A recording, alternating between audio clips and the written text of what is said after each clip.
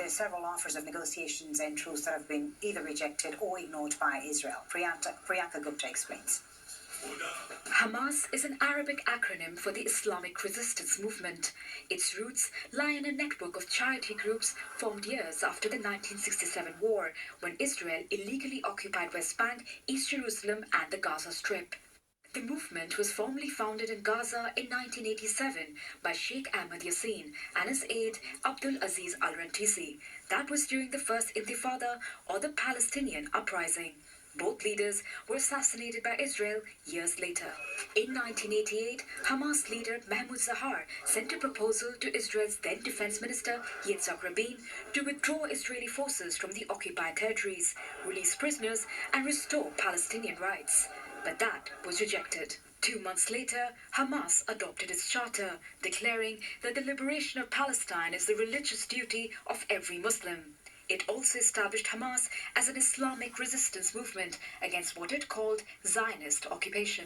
In 1993, Israeli and Palestinian leaders signed their first direct agreement to hold peace talks aimed at reaching a two-state solution. Hamas opposed them, saying they betrayed the rights of Palestinian refugees.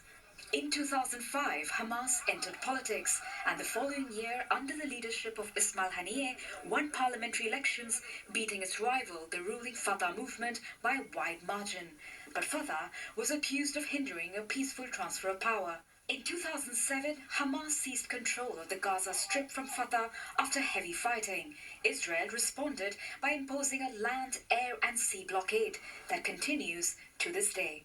In 2008 and 2017, Hamas leaders suggested either a truce or peace formula in exchange for an independent Palestinian state along its pre-1967 borders, with Jerusalem as its capital and the right to return of refugees. Israel rejected them. In 2017, Hamas presented a new political document that reframed the resistance movement as not being a religious one.